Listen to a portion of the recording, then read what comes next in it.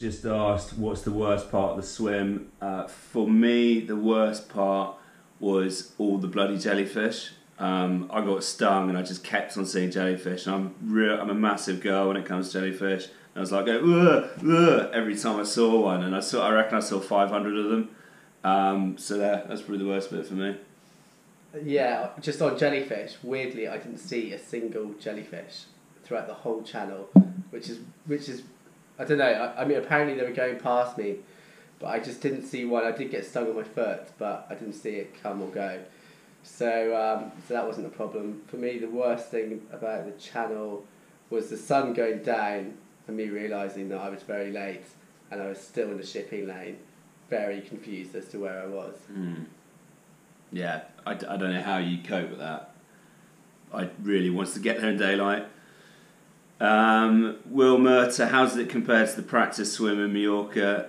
The practice swim in Mallorca is only for 6 hours, so the pain doesn't really kick in that 6 hours, does it? So it can't compare. Like the 6 hour swim, they're long, they're a bit boring, but they're very doable. You go through the first 2 hours and they're fine. The third hour is always a bit of a struggle. You get through that in the fourth hour, and then you're on the home stretch, and it's just like, well, I'm just going to finish it off. But the channel, well, obviously I was in there for 18.5 hours, and yeah, it just seemed endless. Especially when the sun had gone down, and even though it is midsummer, it was pitch black out there. I've got videos. You can't see anything, and I just had no concept of time. It was I didn't know whether time was going fast or slowly. It was completely irrational, irrelevant. It was a very strange sensation, and the sea was quite flat at that point, which was quite nice. But it was very odd. It was like floating through a silky black darkness, but also quite a horrible. I was absolutely knackered by that point, obviously. Yeah. Again, don't know how you do it. Robert's most treasured cuddly toy when he was young was a blue fish called Fishy. Well, there you go. Yeah, fish. Yeah. Anyway, I saw a question from Disha that said, "How much salt water did you swallow?" I reckon I probably had a good 5 proper full-blown mouthfuls of seawater, where you go to breathe and you just completely inhale like a whole wave. Most of the times when I got a mouthful was when I was trying to drink, and when I'm trying to feed and I'd be drinking the water and have my mouth open and the wave would just wash in. So yeah, that was a lot of water basically. It was yeah. I didn't have any stomach problems though, did you? No, just a bit of wind. That was about it. No, I was alright on that front too. Okay, well, it propelled me, didn't it? Emma Sweeney, I saw, asked, did you ever think about giving up at any point? I have to say no, I didn't. There was a moment where I thought, crap, am I going to make it near towards the end, because the shoreline, I could see the shoreline, it just didn't seem to get any closer. Even after an hour, 2 hours of swimming, it just seemed exactly the same place. I was thinking, this is hopeless, but I never thought about giving up. I was quite ready to throw the towel in at one point, because I was told that I just wouldn't make it, and I thought, the pilot, Neil Street, is a very, very experienced pilot. He knows exactly what he's doing. He's been doing it for years. And he said that I wasn't strong enough to push through the tide, and the tide was changing. And essentially, you want to land on their little nipple, the shortest bit from Dover to France. It's always the nipple with you, isn't it? Yeah. And then I was down here in sort of southwest of it, and I needed to get in. But the tide was changing, and what happens is it just pushes you back up and into the channel, and that's what was thought was going to happen. So I had one last push, and for some reason the tide just didn't do what it was expected to do.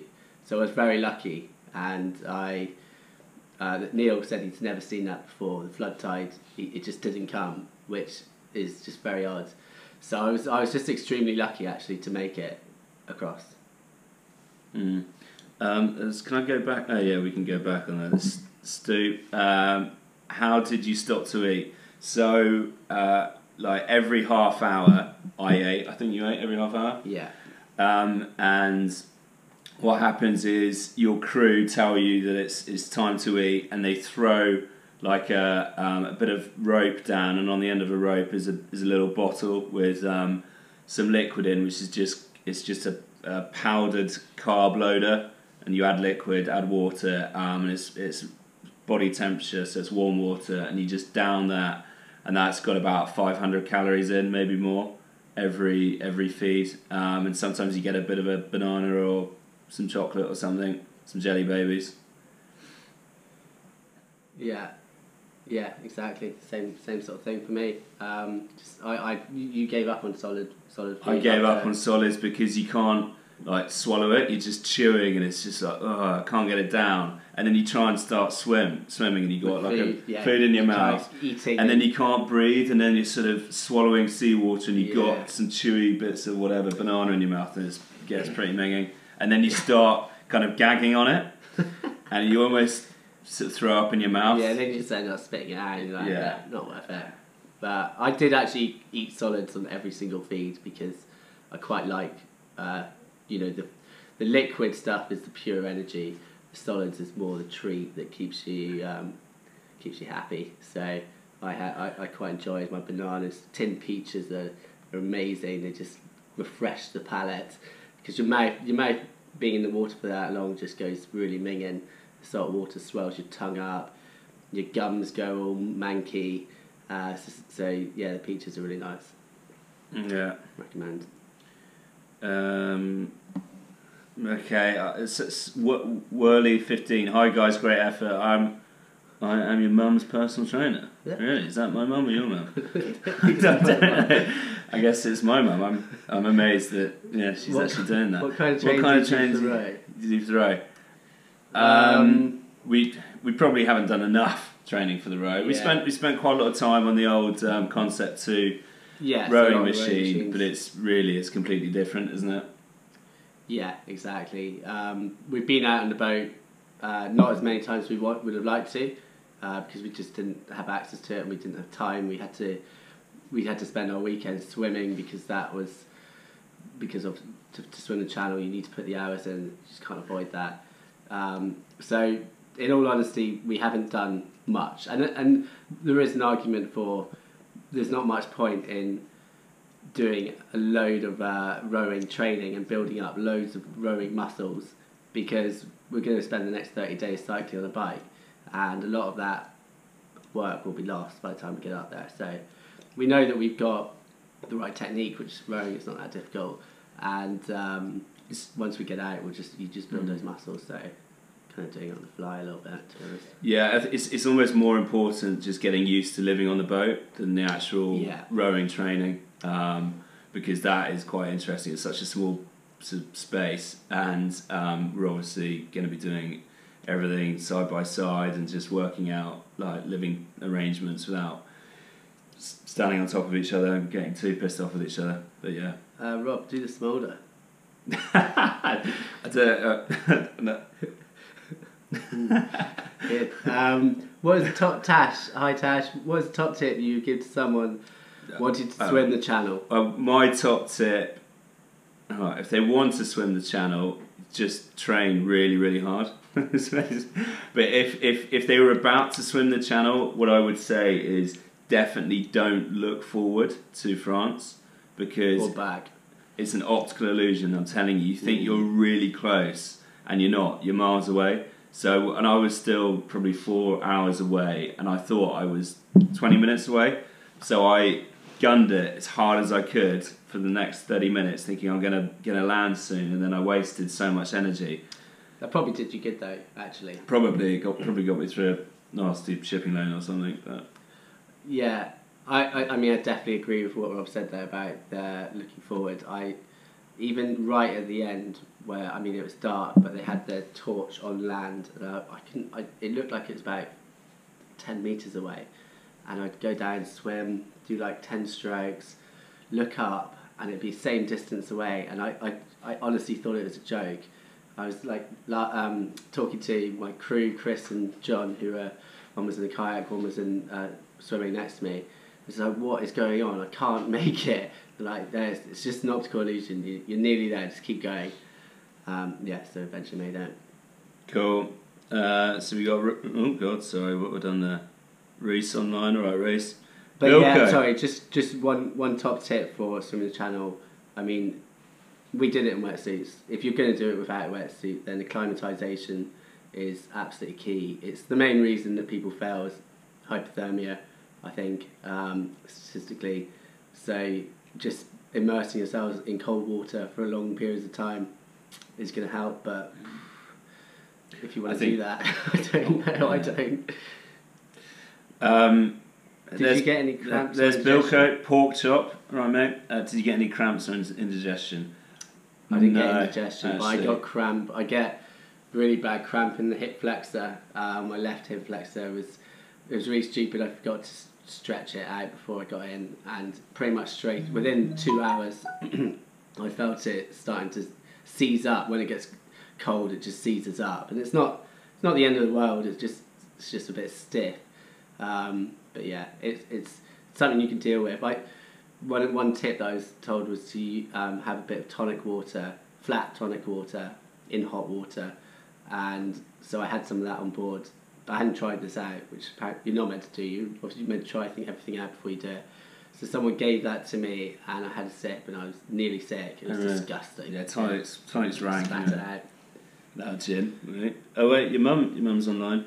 I know, so she's just saying amazing. Still can't believe what we've done. Emma again, swimming back to shore. Oh. No, it was quite nice just to sort of, because you're always really cold when you jump in the water, so it was nice to swim back at shore to begin with, and it wasn't that irritating. And then we had a nice, we had a nice moment on the beach, didn't we? Bit of a hug. That's an exciting moment. Bit of a good luck. Yeah. So you're just treading water the whole time. That's when you're feeding. Yeah. What you're meant to do, what the pilots tell you to do, is to get on your back and kick like this. So you're still moving that way and eating and drinking, but it's not that easy to eat and drink when you're horizontal. Much easier vertical. There seems to be lots of Smolder jokes. I've done that one. Maybe Poldy can do his Smolder. Go on, Poldy. Brilliant. Right, Paul. Do you feel the beard was the reason you were saying that is behind Rob? I mean, I did say that beard was going to slow you down. Well, I thought about shaving at the beginning of the trip as well. Rob was like, "No, mate, we're going to look like twins if we do that." So I thought I'd just keep it, and it is getting quite big. Well, it's not that big, but I feel like it might get quite homeless man kind of style in about a month or two. Yeah, he's beginning to get milk caught in it, very Anchorman-esque. Yeah. Right, Emma, which of the four do you think / will be the hardest? I really don't think it will get harder than that.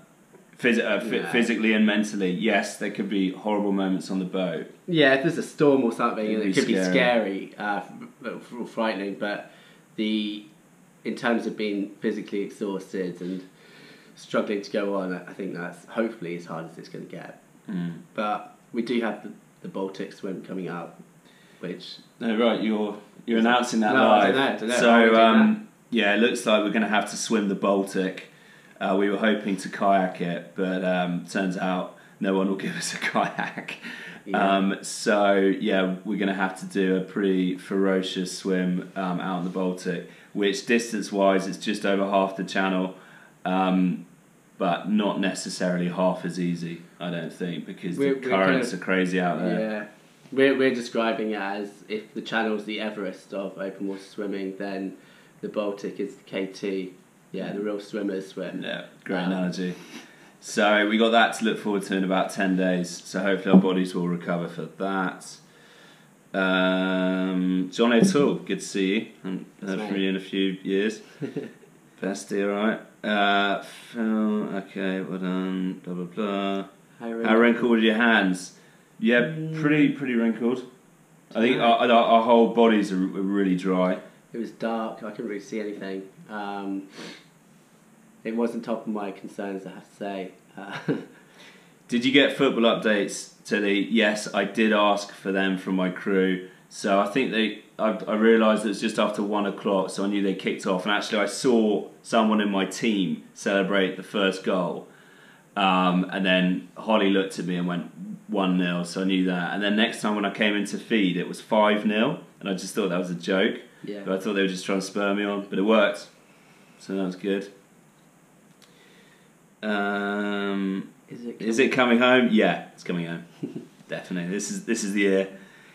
Reese, if you could be a bike or a boat, which would you be? A bike, probably. That's a bit boring. I'll be a boat. Hold on. Broad. Ouch. Ooh. Let that one slip to Susie. Susie, yeah, sorry mum. Yeah, I have done the research, yeah. A bit. My dad Pete swam with you in Mallorca. Do you think Pete. he will make it? Yes. Your dad is an absolute legend. Yes. I just want to say that. He is one of the hardest men I've ever come across. I was keen to get him on my crew, actually. But yeah, I think he was too busy. Yeah. But he will definitely make it. He will not give up. In Mallorca, he beasted out a 6 hour, a really hard 6 hours, 12 degrees. It was freezing. I mean, we were in wetsuits and he wasn't, and he could barely talk for about 4 of those hours. He was so cold, but he still did it. Right. So yeah, he will definitely make his channel swim if he gets the weather.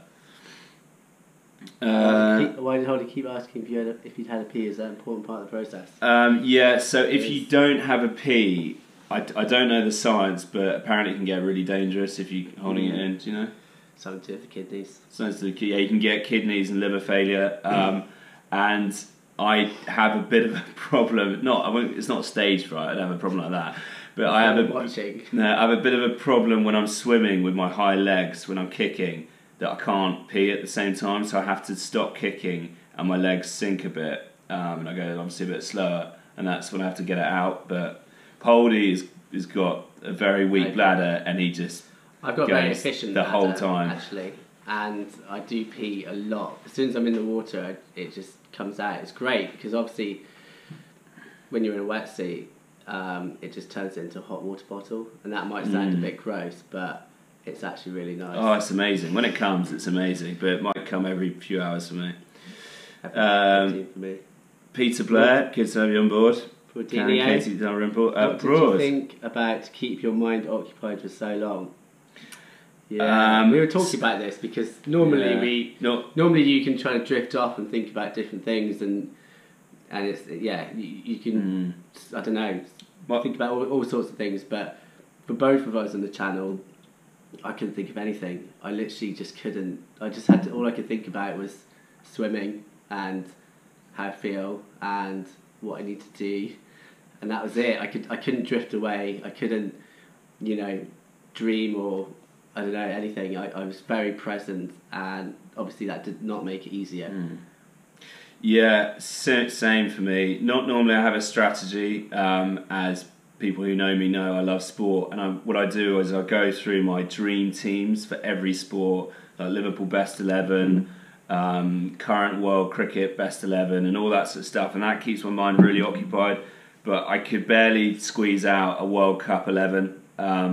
So yeah, all I was focusing on was getting to the end and how long between each feed, and maybe my technique, how you're feeling, just overly and analysing everything. Absolutely everything, because you're looking at your crew a lot. What are your crew thinking? There's a lot of that. Are they talking about me? Are they talking about my technique? Are they talking about my stroke rate? What am I going to eat next? And it's just all on the swim, basically. Yeah, which was not great. Yeah. George, how far apart were you both when Poldy reached France? You can tell a story. Well, so when I landed, I spent about 10 minutes on the beach, and then I got back on the boat because you have to do that, and then the boat was going to take me to Calais. So when I got back on the boat, my pilot had been speaking to Poldy's pilot, and actually he said, it's not looking good. He's struggling, but he didn't look that far away on the map. but he was just about to hit another tide that was going to take him, as Poldy explained earlier, away from the point that you need to get to. So we knew he was going to be in for another 6 hours if he was going to make that point. So I went back to Calais with Holly, and then we got picked up by Lisa, and we decided, the three of us, to go and watch Poldy beach, see if he was going to make it. But the problem was that he was heading towards not a beach. It was like a rocky shore with a big cliff face and boulders. And I was really excited about potentially being there when he landed. So I managed to climb down this sort of cliff face, which is something I really shouldn't have done in my state. And I ended up getting in a bog and getting lost and away from. It's obviously dark. It got dark, and I started getting the fear because the battery was running out on my phone that I was going to be there overnight, and I couldn't get to Poldy anyway. I was about 200 metres away from him, and then I couldn't get back to where I was going, so it was a complete... And I had no idea that he was even there, so... Yeah, it was a complete palaver, and yeah, not worth doing, but... I really didn't have the nicest landing. I kind of crawled out onto really sharp rocks, and Chris... one of my crew was swimming behind. He stood on sea urchins and got loads of them in his foot. It's really nasty. And yeah, I mean, obviously it was pitch black. We stood there for a moment. We were like, right, done it. Should we go back now? Yeah, and off I went. That was it. Oh, your girlfriend's saying you're very sexy. Maybe to you. Tom Fuller, who are your role models and why? That's a tough question. Do you want to go first? Oh God. I think. Well, I mean, there's been a few people that have kind of inspired us in terms of different parts of the journey. I would say for the row, one of the people we met very early on is a guy called Ollie Hicks, who's done some serious rows. He was one of the first to row the Atlantic. He was the youngest first man to row the Atlantic, I think. Oh no, well, the youngest, maybe. Yeah, and absolute legend. And we met him very early days because we didn't think we were expecting to meet this massive, machine of a man, and he was just a normal guy, and he just said, yeah, of course you can do it if you want to do it. And he just sort of inspired us to do it. He was just a normal guy, and we thought, well, fine, let's do it. Another person, we've met so many channel swimmers. There's so many that have inspired us, but you won't know any of them. But I'd say Fiona, Sadwell, Cliff Golding, who are both guides on Swim Track, and also Kevin Murphy. Kevin Murphy, he's the king of the channel. We met him as well. He swum the channel well. He swam it like 35 times or something. Yeah. And he was attempting 3-ways and stuff, so that's obviously there to France, back to Dover, and then there back to France again, and I just can't fathom how someone could attempt that. Yeah. So Ed Stafford, also huge fan of his. Tim, he's the guy who walked the Amazon on his own. That was pretty mental. And yeah, Tim Cheshire. Tim Cheshire is a role model. Absolutely. Wait, what's going on there? How cold was it? Martha wants to know how cold is water. It was actually not too bad. Yeah, we were lucky because we got quite a nice day. So it was about 15 to 16 degrees. Yeah, which is good because it was a couple of weeks ago. It was about 14, so that made it a lot easier. Why can't you try buying a kayak and then selling? Yeah, it's not a bad idea, Susie. Actually, we might look into that. Mum, I tell you what. If you fancy looking into getting us a kayak, then we can consider kayaking it instead of swimming it. We have talked about this a lot, and I mean, certainly my shoulder, the movement of that, and it's not something that we practiced a lot. I actually think swimming it could be easier than kayaking, but we don't know yet. We'll have to wait and see. It's something to plan. Yeah. Will Murta, would you swap your achievements so far for Liverpool to have one more league title than Man United? I don't want to swear on this medium, but no, no, I wouldn't, because we are going to win the league probably the next 2 years, and then we'll have the same as you. So,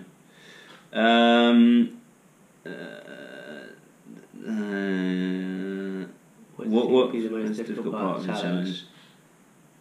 Well, I hope the swim. I think it would be the swim, hopefully. If it's really hard. If we get in a storm in the Arctic, it could get interesting. Peter Blair, is there anything us lots can do to get... yeah, we tried. The problem is the kayaks, the schools that rent them out, I think they've got some sort of insurance issues because there must have been maybe an incident at some point and they just don't rent kayaks out for that crossing. Unless if you're not a professional kayaker, they won't have anything to do with it because they become liable if anything happens. So that's the problem we've had. And we've been planning this whole thing for about 3 years, and we've always known that we need to cross this stretch of water. And there's been plans in place that we thought, okay, sorted, and then they've fallen through or something's changed. And at this point in time, we don't really have a plan. But what we do have is a boat. We got a boat following us, whether it's going to be kayaking or swimming. So we got this one safety net there. There's basically one guy. On the channel, you've got about 20 different pilots and boats that take people across. For the Baltic crossing, there's just one guy. He's the only one. So we booked him, and he will be chaperoning us across.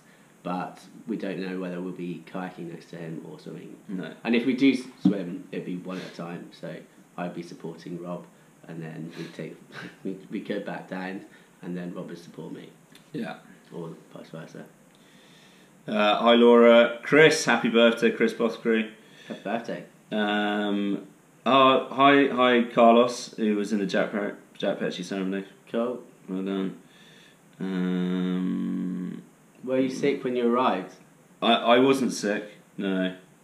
Yeah, no, me neither actually. And most people are generally. You've just got so much crap in you, a lot of salt water, and I was very nearly sick, but I wasn't, which was good.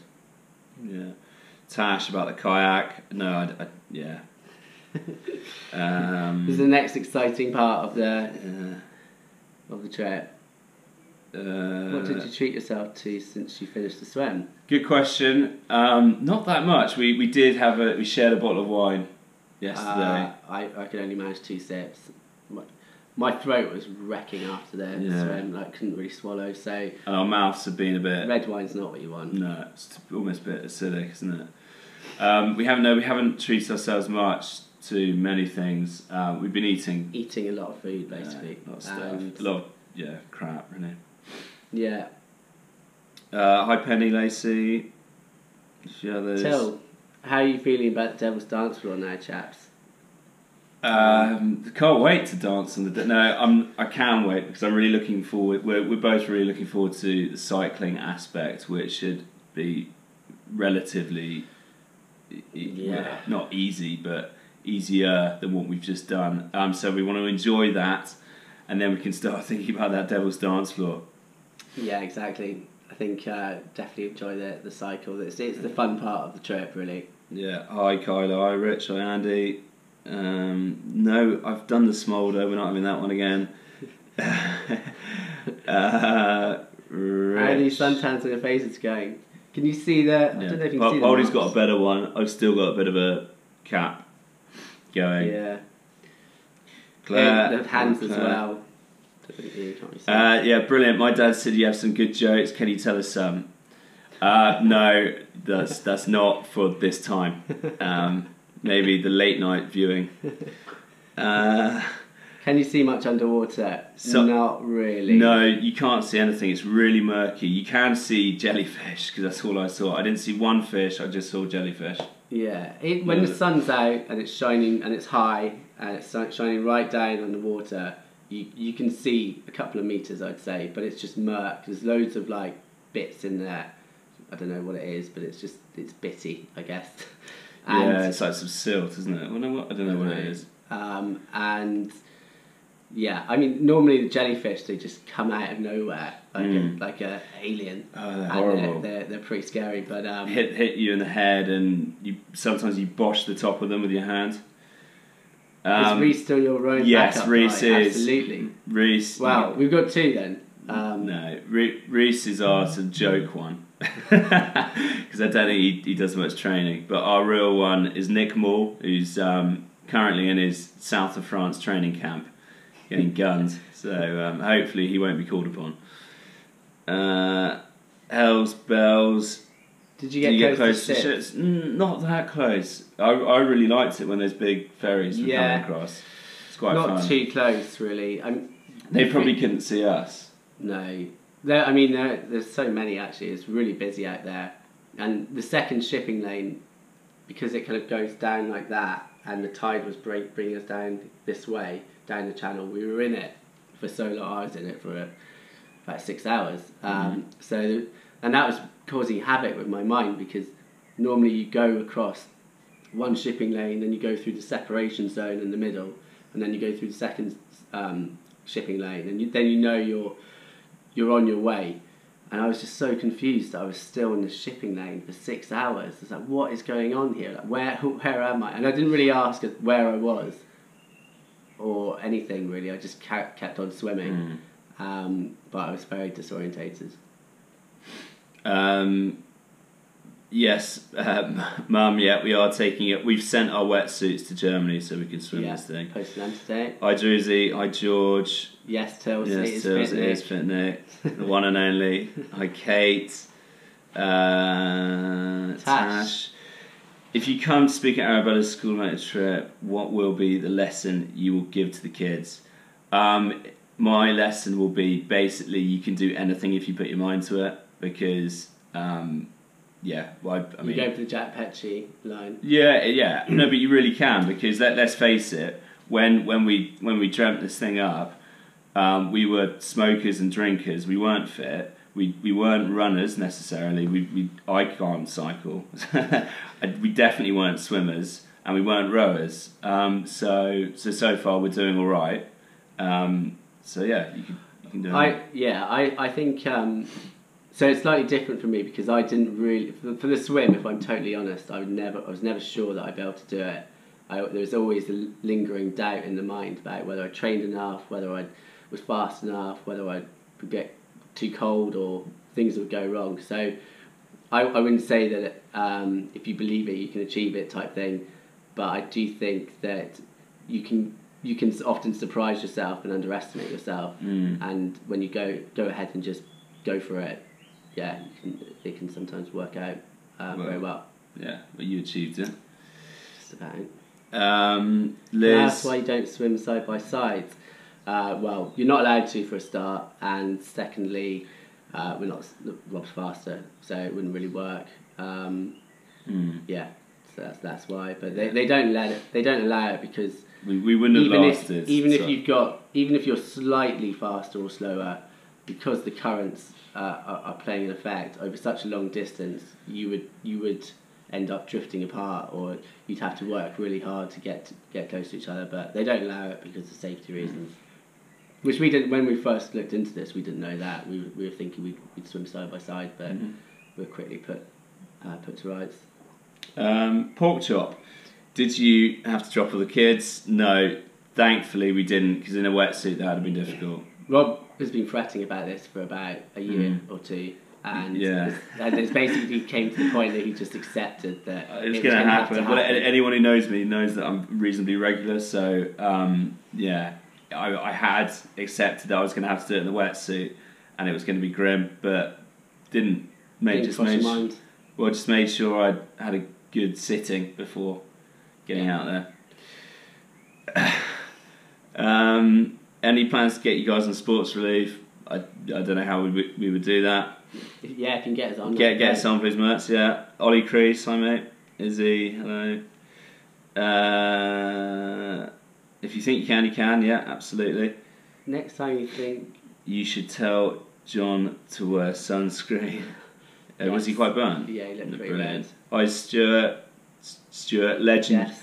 Stubo, who's just joined, is going to attempt a two-way this year, two-way channel swim to France and back. And when I was swimming, I thought a lot about this nutter. How on earth, once you get to France, you would then wait 5 minutes and decide to come back. I mean, I just don't know how you can do that. I also don't understand, having swum the channel, why you would want to go back, No. especially to do what Stu's doing, because it's just absolutely nuts. But Well, I mean, he's washing out 10-hour swims in training, so he will do it. What a man! When you finish this challenge, can you both please settle? Yeah, okay. Lammy, hi Lammy. Do you have a massive playlist for the road? Well, we got a bit of an issue is power. Because we've got some good speakers in the boat. Yeah, we got 2 UE booms and we got built-in speakers. But you can't really use them. Yeah, the problem is that we're not, because the sun's going to be quite low down. It's not going to generate enough solar power to produce that much electricity. So I went through a very old hard drive of tunes which are pretty dated. Yeah. They're all from like it's back catalogue stuff. Yeah. It's early noughties sort of dance.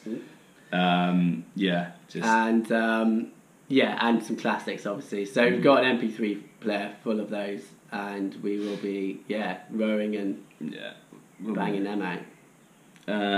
Did you get stung by a jellyfish? Yes, I did. On my wrist, you can't really see it. It looks pathetic now, but it did really hurt. It really wrapped around my wrist. Nearly dragged you down. Did yeah. The shoulder's easing a bit, enough to power a bicycle. Yeah. Well, Poldy's shoulder was particularly bad, so we had to make an emergency call to Andrew Miracle Hands Edmonds, who is our sports therapist who helped us for the marathons, and he actually amazingly drove over from Kent today. This is him there.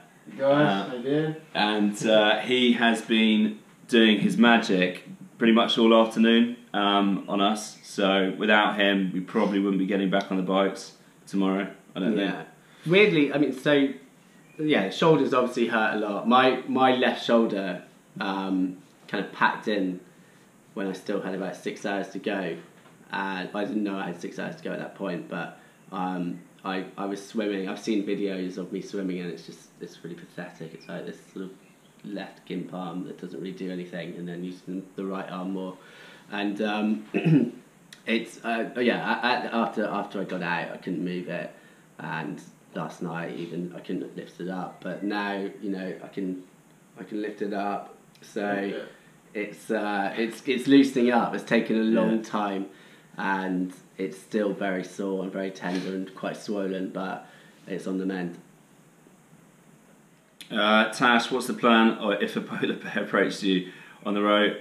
Take a picture. Yeah, this will only really happen when we're nearing Svalbard, because they won't be miles out in the sea. The plan is to take a picture and say hi. No, it's to warn them off with air horns that we have, and just row away from them, basically.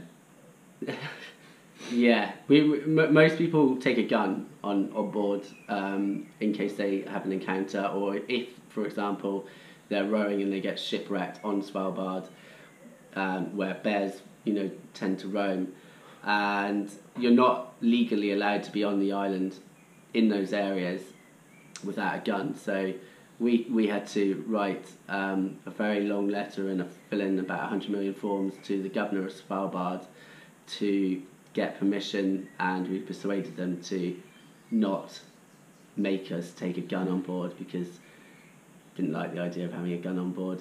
And it's massive faff. You've got to get a gun license, you've got to transport it or buy it, and it's expensive. And so we don't have a great plan. It's run away. Flares in an emergency, basically. Yeah. And that would do a job, probably. Probably wouldn't. Well, it would warn them off.